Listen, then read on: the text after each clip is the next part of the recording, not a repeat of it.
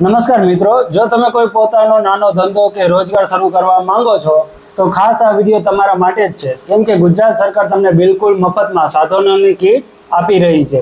હા, તમે બિલકુલ સાચું સાંભળ્યું. માનવ કલ્યાણ યોજના હેઠળ મફત સાધન સહાય યોજના.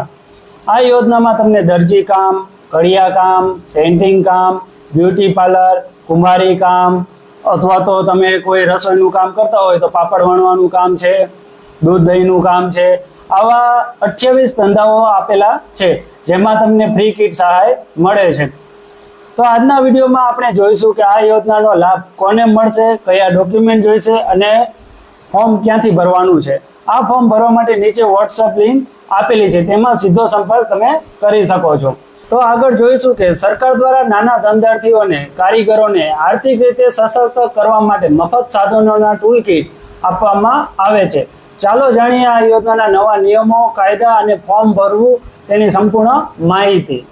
પહેલા તો માનવ કલ્યાણ યોજના શું છે એના વિશે જાણીશું. રાજ્યના ગરીબ અને મધ્યમ વર્ગના લોકો પોતાની રીતે રોજગારી મેળવી શકે તે માટે કુટીર અને ગ્રામ ઉદ્યોગ કમિશનર દ્વારા આ યોજના ચલાવવામાં આવે છે. આમાં સિલાઈ મશીન, બ્યુટી પાર્લર, પ્લમ્બિંગ, સુથારી કામ, કડિયા કામ જેવા અનેક 28 જેટલા વિવિધ વ્યવસાય માટે જરૂરી સાધનોની કીટ એકદમ મફતમાં આપવામાં આવે છે. આ યોજનાના નવા અને મોટા ફાયદા શું છે તો આપણે તે જોઈશું. તો મફત ટૂલ કીટ પસંદ કરેલા વ્યવસાય માટે સાધનો સંપૂર્ણ કીટ આપે છે. રોજના 500 રૂપિયાની સહાય. જો લાભાર્થીને ટ્રેનિંગ લેવા માંગતો હોય તો 5 દિવસની ટ્રેનિંગ અપાશે અને તે દરમિયાન રોજના 500 રૂપિયાનું સ્ટાઇપેન્ડ ભથ્થું પણ આપવામાં આવશે. લોનની સુવિધા. આ યોજનામાં લાભાર્થીઓને પીએમ સ્વનિધિ કે વાજપાઈ બેન્કેબલ યોજના હેઠળ પોતાના બિઝનેસમાં મોટો કરવા લોન પણ સરળતાથી મળી શકે છે.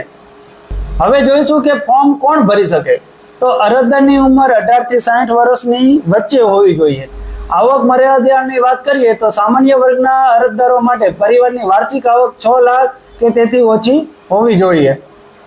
એસસી, એસટી, વિચલિત, વિમુક્ત જાતિ અને બીપીએલ કાર્ડ ધારકો માટે કોઈ આવક મર્યાદા લાગુ પડતી નથી. પરિવારમાં કોઈ સરકારી નોકરી કરતું ન હોવું જોઈએ અને એક પરિવારમાંથી માત્ર એક જ વ્યક્તિ આનો લાભ લઈ શકે છે. હવે વાત કરશું કે આની માટે જરૂરી ડોક્યુમેન્ટ કયા જોશે. તો આના માટે જરૂરી ડોક્યુમેન્ટમાં છે આધાર કાર્ડ, રેશન કાર્ડ, આવકનો દાખલો, જાતિનો દાખલો, બેંક પાસબુકની નકલ અને ઈ-શ્રમ કાર્ડ. વ્યવસાયને લગતા અનુભવ કે તાલીમનું પ્રમાણપત્ર હોય તો તે પણ આપ આપી શકો છો. અને અહીંયા ખાસ નોંધ એ છે કે આ યોજના ઓનલાઈન ફોર્મ ભરવાની તારીખ દર વર્ષે ઈ કુટીરનું પોર્ટલ છે તેની પર જાહેર કરવામાં આવે છે. નિયમિત અપડેટ માટે અને વિડીયો તમારા મિત્રોને અને સગા સંબંધીઓને સાથે વોટ્સએપ પર જરૂર શેર કરો, જેથી તેઓ પણ આ સરકારી યોજનાનો લાભ લઈ શકે. અને ખાસ વિનંતી છે કે તમે જો આ ચેનલને સબસ્ક્રાઇબ ન કરી હોય તો આને સબસ્ક્રાઇબ કરી લો અને બેલ આઇકન દબાવવાનું અને વિડીયો શેર કરવાનું તો ના જ ભૂલતા. ઓકે, મળીએ એક નવા વિડીયોમાં અને નવી માહિતી સાથે.